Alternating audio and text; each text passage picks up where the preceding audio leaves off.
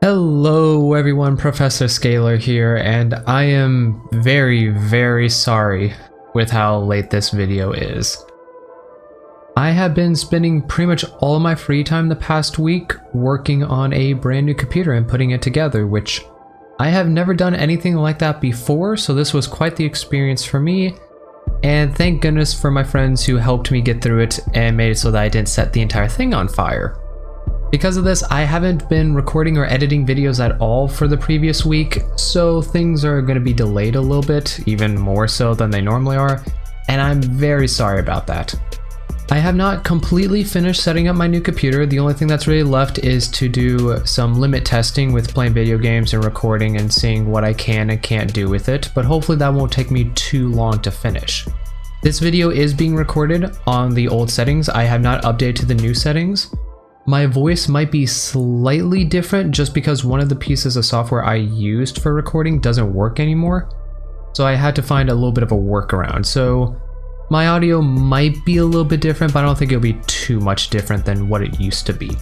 Anyway though, you guys didn't really come here for my life story. You came here for an R4C1 guide, so let's get right into it. And yes, I am working on the R4B2 guide. Give me some time on that one. That level's taking me quite a bit longer to finish, so sorry, that will be coming out. I have not forgotten about it. Just give me some time.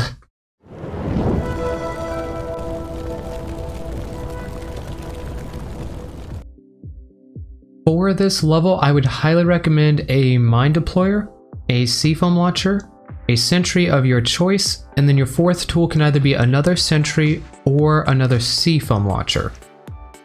In this level, you're going to have two main obstacles that are going to take a lot of work to deal with. One of them is a brand new enemy that can be quickly dealt with by using the mine deployer, and the other one being your secondary objective, which is a 12-code uplink terminal, which is going to take quite a while to finish. Because of how long it takes, using turrets and ammunition to just kill the waves of enemies is not recommended, as it will very quickly deplete your resources, and it's much better to just keep seafoaming the doors and keeping the enemies out until you finish it. You can get away with just one seafoam launcher. I do see people who prefer to take two, just so you have two people who can work on it. Also, you get more seafoam at the beginning of the level. It's not necessary, but it does help out quite a bit. If you want to take another sentry though and rather have that raw firepower for alarm doors and other situations, that's also viable as well. The bio tracker isn't useless in this level. There is a point where it can be useful because you have to go through very dark zones. However, I don't think it's worth it to the point where I would recommend taking it over something else. Your main objective for this level is to bring a data sphere to the neural frame that is located in zone 78. This data sphere is given to you right off the bat in a cargo drop. However, there are two things I really need to talk about first when it comes to this level as a whole. That way you can keep this in mind, it'll make life easier for you at the end of it. The first thing is that new enemy that you have to fight towards the end can be quite a pain to deal with, especially if you've never faced it before. However, there is a mine trick that can make it incredibly easy to deal with, but you need bare minimum 7 mines for this to work. Any more is overkill and any fewer won't kill it, and you'll have to shoot it down quite a bit, which isn't too bad. If you have 6 or 5 mines, it still does quite a bit of its HP. But if you use up too many and you only have 2 when you get to that point, you're going to be doing a lot of shooting and it's going to be very difficult. The second thing is, tool refill is very valuable. Do not spend tool refill the second you get it all the time. You want to hold on to it for the most part. Your turrets, or even turrets, or however many you brought in, should never be refilled. Even if you only bring 1 in, it will have enough ammunition in you to help you out for pretty much every single alarm door that you're going to need to go through to get to the final objective and your extreme objective. So don't refill your turrets. Now, I'm not saying don't use seafoam or mines up to those points either, by the way. I would say go for it. Use mines and seafoam on these alarm doors and blood doors to make them easier. Just don't go crazy. If 2 mines is all you need for a door to kill pretty much all the enemies, don't place down 5. If you only need to re-seafoam a door once, then only re-seafoam it once. Do not go crazy and just seafoam every single door when an alarm happens just because they could come from that direction. You do not want to do that. The more you use up now, the less you have later and the harder it's going to be for you.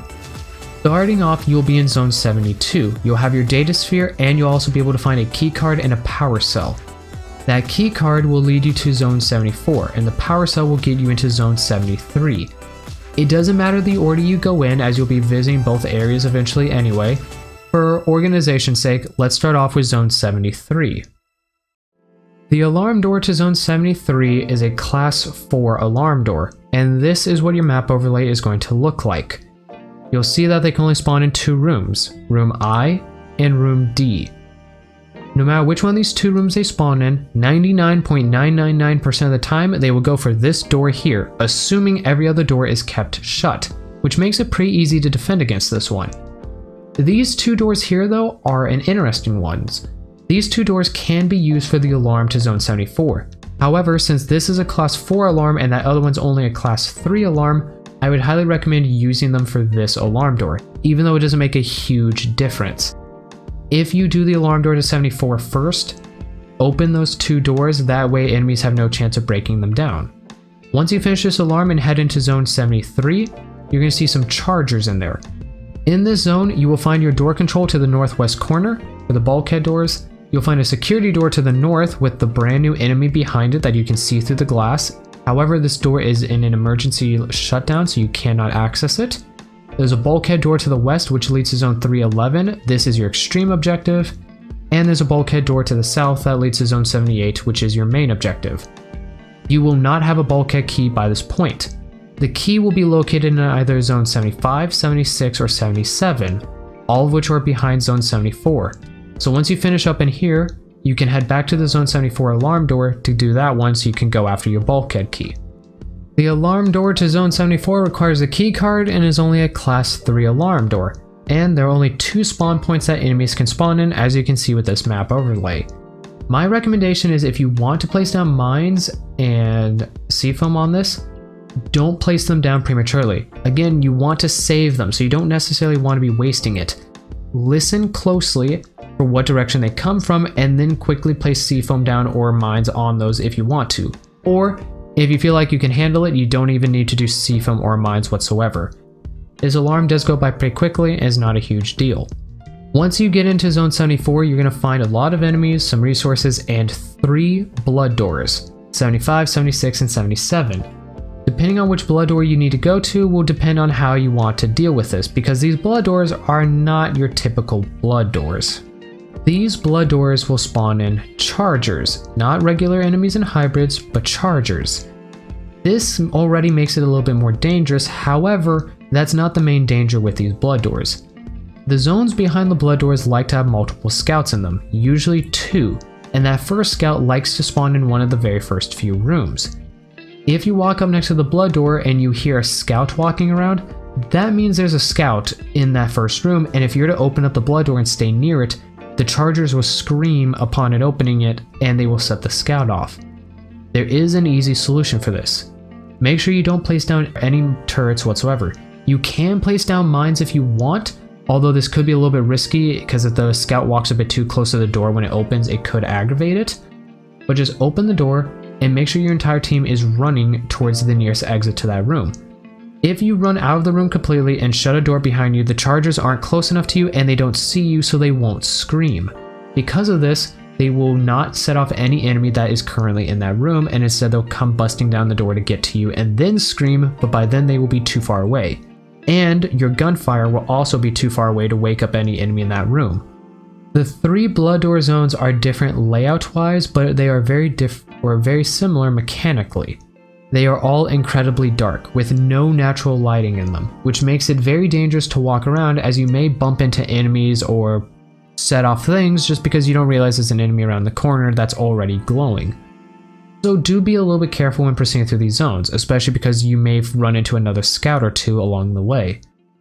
Once you've collected all the resources and you have your bulkhead key, you can head back to Zone 73 and put that into the door control, and then make the decision of whether you want to go for your main objective or go down the extreme objective route. If you are only interested in the main objective and you do not care to see the guide portion about the extreme objective, skip to the timestamp that is on screen right now. That will take you to the point where I get back on track with the main objective and continue to talk about how you can complete the rest of the level. If you want to know how to beat the extreme objective though and how to make this hellhole quite a bit easier, don't touch that keyboard or that mouse as we're going to get into it right now. Your extreme objective is going to take you through the bulkhead door to the west through zone 311. However, you're going to have to deal with an alarm to get in there. The door itself won't tell you, but this is a class 3 alarm door. However, just like the blood doors from earlier, this isn't your typical alarm door. This alarm is going to spawn in chargers along with regular strikers and shooters. Because of this, you're going to want to be a bit more careful since chargers are a little bit more of a deadly enemy. Looking at the floor plan, you can see that there are 3 rooms that they can spawn in. If they spawn in the easternmost room, there's not a single door you can shut to buy yourself time. However, the other 2 rooms, those doors should still be intact, and therefore you can make sure those are shut to buy yourself a little bit more time and give you a little bit more breathing room, which is also pretty useful because chargers are a little bit faster than regular strikers, so you want a little bit more time. Also, all the scans for this door are big red scans, so they're going to take a little bit longer to finish. Overall though, not a too terribly difficult alarm door. If you have long range weapons, definitely shoot at the enemies before they get on top of you, and this will make it quite a bit easier to deal with. Once you have finished that alarm door, you can head into zone 311 where, hoo boy, get ready because this is the hardest part of this level and there's quite a bit that needs to be talked about. So starting off, you will see your optional objective is to create an uplink with a specific terminal. There's only one terminal you need to do an uplink with, however this is a 12 code terminal, which is quite a lot to deal with. The other thing is there are many different rooms in this entire zone, going all the way back to room N. You need to be careful going through here. I would highly recommend go through and discover lockers and boxes, but do not pick up resources. Focus on clearing out the entire zone, especially the potential scouts you might see. You do not want to set these scouts off. A lot of the doors in this zone are very valuable for the uplink terminal and you cannot afford to lose them. If you do accidentally set off a scout, then run as fast as you can through the rooms and start opening doors left and right. Even if this means you have to run through enemies and wake up more rooms, it's better doing that and having to deal with a ton of enemies at once than having a very valuable door broken down and making that 12 code uplink terminal much more difficult. There are 2 terminals in the entire zone. One is in room K, which is about halfway through the zone, and one that's in the very far back in room N. Before we talk about each one and how to set for them properly, let's talk about things you need to be careful of for the entire zone. I said don't pick up resources and don't move them around. The reason for that is because if you've been listening to my advice and you've been holding on to tool refills, you may have 5, 6, or even 7 tool refills up to this point that you could be holding on to, and obviously there's only 4 of you. What you want to do is figure out which one of the 2 terminals you have. Then once you figure that out, look at whatever the closest boxes and lockers are to that terminal in the same room or the rooms adjacent to them. If those lockers or boxes have ammo packs or med packs in them, you want to pick up tool refills that you found earlier in the level and place those into those lockers. Ideally, you want to bring every tool refill that you found up to this point and make it so that either a player is carrying it or is in a locker or box in the room that the terminal's in or in the room next to it. That way you can easily access it during the uplink. Depending on your RNG and where boxes and lockers spawn, you may get very unlucky and not be able to really move up resources properly. If that is the situation, just make sure that everybody's carrying the biggest tool refill you have, whether it be 4 uses or 3 uses, and nobody's really holding on to a 2 use. The 2 terminals have very different setups, so let's talk about the easier one of the 2, which is going to be the terminal in room N. This terminal is fairly simple to defend, as there's only one entrance to the room it's in, and the room connected to it also only has one entrance. Because of this, you can very easily funnel enemies and make sure that they only come from the one direction. How you're going to want to do this is make sure that all the tool refills are one of the 2 rooms that you're in. One person will be standing in the room with the terminal, and the other 3 people will be standing in this room here. What you're going to do is you're going to C-foam this door shut, and you're going to keep C-foaming it over and over again. Just like the strategy that I taught you to use for R4C1 when you did the extreme objective and you had both of those cluster alarms to do at the same time. This is the same idea. You want to keep C-foaming the door over and over again until the person on the terminal puts in all 12 codes. Depending on how many tool refills you've been using up to this point and how many you can actually bring up to you with you here, you may or may not have enough to get through all 12 codes. If you can at least get to code 9 though before running out of C-foam, you should be in the clear. Keep C-foaming the door little bit by little bit. Do not do full charges, as that does give the enemy opportunities to hit the door and damage it. Just keep doing quick charges and shooting them. The two people who are not doing anything, so the person who's not a C-foam launcher or the person on the terminal, they are going to be using their tool refills on the C-foam launcher person and refilling them up appropriately. Make sure you don't accidentally overcap them. And when they use up all of theirs, they're going to run back to a box if they can to pick up another tool refill to keep on refilling them. You want to keep doing this over and over again until you completely run out of tool refill. Once there are no tool refill packs left and nobody has tool refill left on them, you can let that door break open. When that door breaks open, try to kill the enemies. You can place down 1 or 2 mines on the glass facing down directly towards the door to kill a lot of them. The 3 people should shoot as many enemies as they can to kill them off. Then, once all the enemies are dead, they can fall back to the next room and shut the door. This is going to cause another wave of enemies to spawn in, meaning you will overall be killing more enemies than you normally would have. However, especially if you are not that close to being done with the codes and you're now only on 10 or 11, this is going to buy you a bit more extra time because the waves have to actually spawn in and then they have to run to you and they still have another door to break down, which could be some pretty valuable time. And that is probably the best strategy to use for this terminal. So now let's talk about the other one because that's a little bit more complicated. The terminal in room K is a little bit weirder because if we look at it and we look at a basic floor plan, assuming every single person is standing in that one room, there's 3 different directions they can come from, and this could be pretty dangerous as trying to keep 3 doors C-foamed is not going to happen, and praying to RNG that they all spawn from the same direction is also not going to happen. However, there's a very easy way to deal with this. You can force the spawns to go where you want, because again, rule of 2 applies, and as long as there is a legit room they can spawn in, which for uplink terminals, as long as there is a room in that zone it can spawn in, because uplink terminals enemies don't spawn outside of the zone, you can force the spawns back as much as you want. In this situation, this is where you're going to want your people to stand. 1 person on the terminal, 1 person to the west a bit, 1 person to the north, and 1 person to the east. This will change the floor plan completely, as you can see here. Now there are still 2 different rooms that enemies can spawn in. However, they all have to go through this door to even get to the area where all of your teammates are. Now this strategy is a little bit more risky because the 2 people that are not on the terminal or near the door that needs to be C-foamed need to stay where they are for the time being. They have to wait until enough enemies spawn in that the enemy cap is hit and no more will spawn in. This will usually happen after 3 waves spawn in. The enemy cap is around 25 enemies and each wave spawns in around 10 to 12. Once you don't hear that roar in the distance happen anymore, you know no more waves are spawning in, and then those 2 people can move up. Now the person who's next to the door needs to make sure this thing stays C-foamed the entire time. So the best thing to do is make sure the C-foam launcher person is at 100% and they are holding on to either a 3-use or 4-use tool refill. That way they can ensure they will have enough to keep C-foaming that door. Once spawn cap is hit, the other 2 people can move forward and start refilling him, and they can also run back to the other rooms to pick up any tool refills that you've brought forward, and the same strategy applies just as before. If you need to fall back, or again, you are not done with the uplink completely when you run out of C-foam, you just have to fall back to the door that the terminal is next to and shut that one to buy yourself a little bit more time. Once you have completely finished this uplink terminal, your optional objective is finished. Go back through all the rooms, make sure you pick up all the ammo packs, med packs, and tool refills that might have been left behind, use them all up accordingly, and then you can head back to your main objective. Back from the extreme objective, or if you're not doing the extreme objective, continuing on from where we left off earlier, you can head to the south bulkhead door that leads to Zone 78. This bulkhead door has no alarm on it, there are no enemies in the zone either, just some resources and the neural frame in the middle of the room where you can put the data sphere.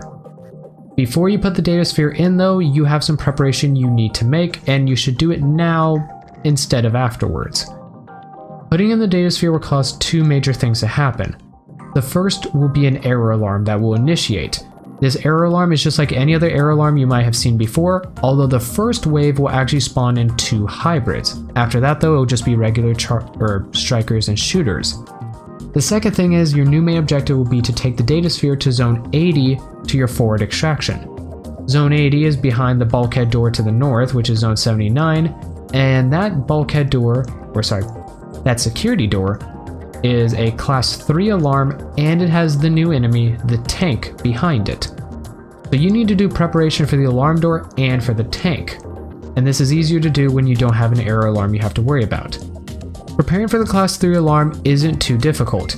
As you can see with the map overlay here, there are two major directions they'll come from. There are many different rooms they can spawn in, but ultimately they're going to be coming from the east or the west. If any of the doors are still intact, make sure they are shut.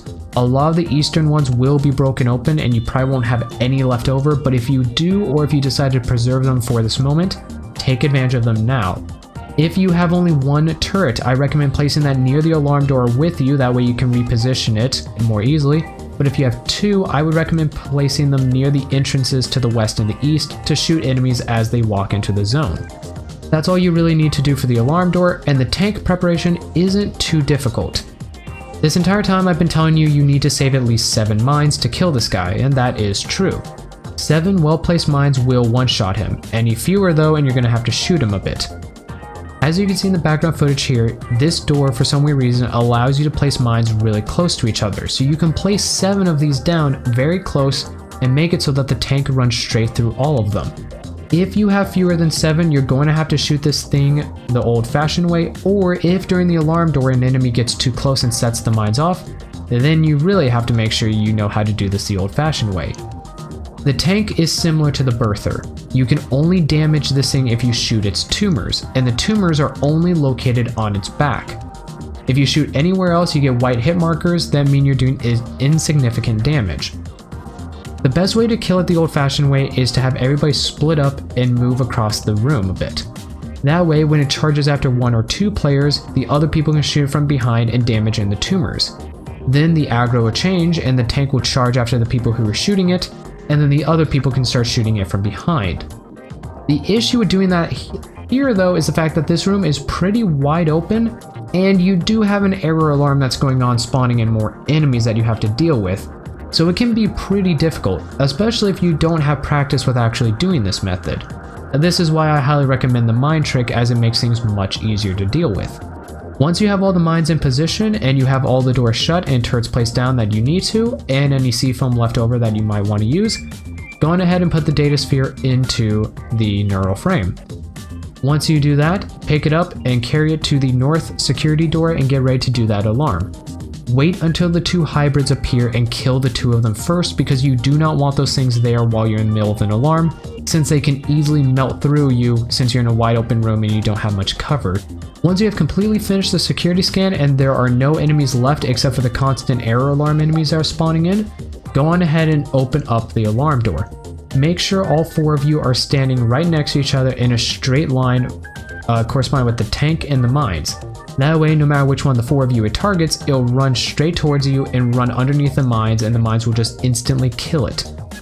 Once the tank is dead, go on ahead and pick up the data sphere and start moving through the next zone. There are no enemies and no resources inside Zone 79. Just a few walkways and an area you can go to until you get to Zone 80's security door. This security door is just a full team scan. No alarm, no special enemies or anything like that. Once you finish the full team scan, you can head into Zone 80 and get on the extraction scan. The progress will only go up if you have the data sphere with you and at least 1 person in the scan.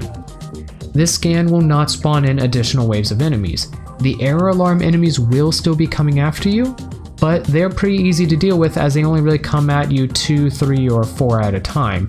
So pretty easy to deal with even if you're completely out of ammo.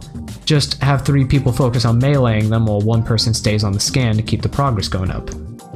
Once you hit 100% on the progress, you are out of that level and you have beaten R4C1. And there you have it, a guide to beating R4C1 whether you're just doing the main objective or the extreme objective as well. As always, if you have any tips or tricks for this level that you want to share, any questions for me, or you just have something in general that you want to say, leave it down in the comments. If you enjoyed the video and found it useful, then consider hitting that like button. It really does help out the channel and it helps these videos get noticed by people who really need them. And finally, if you want to become part of the community I'm building here, hit that subscribe button and ring that bell to get notified whenever I post a new video. I know I've been inconsistent recently, but I'm hoping that in the next few videos I'll be a bit more consistent and get these out faster than I have been recently. Until next time, keep warm, enjoy the holiday season, and I'll see you all in the next video.